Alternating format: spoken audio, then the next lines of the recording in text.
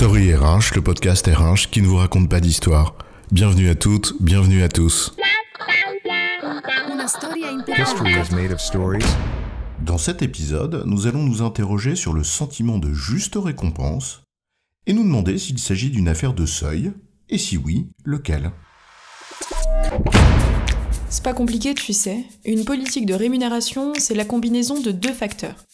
Compétitivité externe et équité interne. On a des outils pour ça. Des évaluations de postes, des classifications, des enquêtes de salaire. Bref, c'est mathématique. Sauf que les deux facteurs dont tu parles, si on se met du côté du collaborateur ou du candidat, c'est une affaire de perception.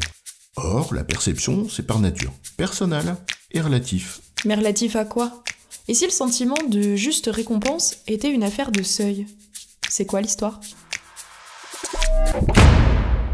Quand on parle de compétitivité externe, on parle du fait que le package de rémunération, plutôt de rémunération globale d'ailleurs, est compétitif, qu'il est attractif parce que meilleur qu'ailleurs.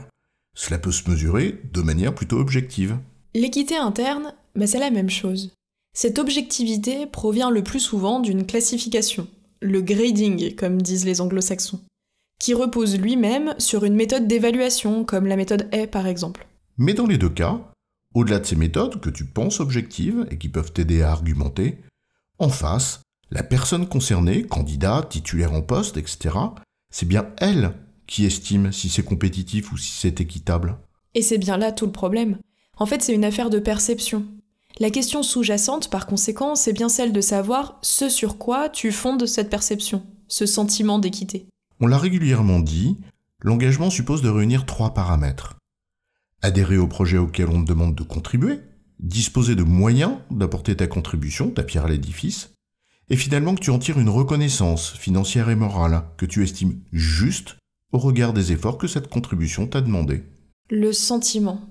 J'estime que c'est juste ou pas. Et tout le monde estime ça à sa façon. Oh, moi je suis moi-même la mesure de toute chose, de l'infiniment grand à l'infiniment petit, et de tout ce qu'il y a entre les deux. Ouais, ça va les chevilles. Mais en même temps, c'est pas si faux. Tu estimes en fonction de quelque chose, d'un point de repère, ou de plusieurs points de repère. Or, les points de repère de plusieurs personnes, même s'ils sont par nature différents, ont peut-être des points communs. C'est là où la question des seuils peut nous éclairer. Dit autrement, il y a un seuil à partir duquel tu estimes qu'être au-dessus, c'est un avantage, et être en dessous, une injustice. Or ce seuil, le plus souvent une sorte de fourchette, tu le construis intuitivement par comparaison. La première des comparaisons, c'est en effet ce que l'on peut appeler la norme sociale. Mieux ou moins bien que les autres.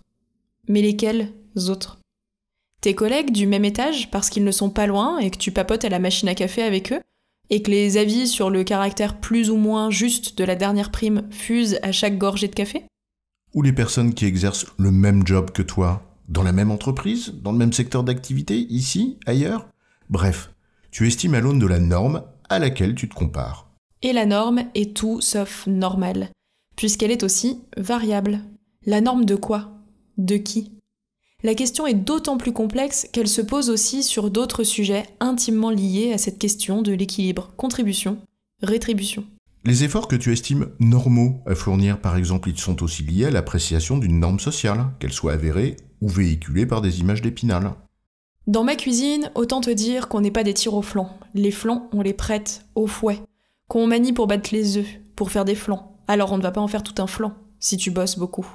Alors que chez nous, on y va doucement, sans se presser, en mode « travailler c'est trop dur et voler c'est pas beau », bref, un seuil qui varie selon ce à quoi tu es habitué ou que tu connais. La qualité de l'information des agents comme déterminant, on y reviendra. Cette question du seuil, elle vaut autant pour ce qui te semble normal comme effort à consentir, ta contribution, que pour ce que tu estimes juste comme récompense, ta rétribution. Donc tout l'équilibre, contribution-rétribution, dépend de la pertinence de la norme à laquelle tu te compares, donc de ton degré de connaissance de ce qui se passe au-delà de ton périmètre immédiat. Ça renvoie aux travaux de l'économiste George Akerlof sur l'importance des comportements en économie et à sa théorie sur l'asymétrie de l'information. Une fois de plus, quand la rationalité se heurte à la réalité de la vie, on pourrait se dire qu'après tout, c'est normal, si je puis dire, et que c'est le lot de bien des choses qui nous gouvernent.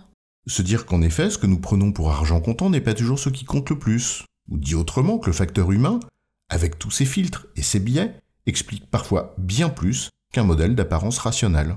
On perçoit là une des limites du taylorisme et son approche dite scientifique du travail et son fameux One Best Way. Or, de nombreuses représentations, façons de penser qui irriguent les pratiques de gestion, comme les pratiques managériales en entreprise, en sont toujours, consciemment ou pas, très fortement teintées. Dans le même temps, l'entreprise n'aime pas la subjectivité, elle aime bien prévoir, elle aime peu les surprises. Notamment parce qu'à la fin, un compte de résultat ou un bilan, ça laisse peu de place à l'improvisation. Sauf que là aussi, il s'agit d'évaluer. Tiens, la manière dont on évaluait l'amortissement du goodwill, par exemple. Bref, tout est relatif, comme disait le grand chef. Ainsi, si la gestion classique d'une politique de rémunération exige des méthodes professionnelles, qui laissent peu de place à la subjectivité, les acteurs, eux, le sont. Ne pas tenir compte de leurs sentiments quant à l'équilibre contribution-rétribution, c'est donc se heurter à des incompréhensions qui sont souvent peu réconciliables. Or, si ces perceptions reposent sur des références, l'entreprise a tout intérêt à en élargir le périmètre et à en faire la pédagogie. En résumé, la juste récompense ou le sentiment d'équité est un sentiment. Or celui-ci se forge souvent par comparaison à ce que l'on considère consciemment ou non comme normal. Tenir compte de cette subjectivité est important dans la gestion de l'équilibre contribution-rétribution d'une entreprise qu'on ne peut limiter à un seul exercice technique. J'ai bon, chef? Oui, tu as bon, mais on va pas en faire toute une histoire.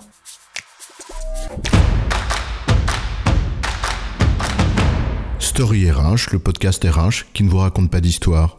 Retrouvez tous les épisodes sur storyrh.fr.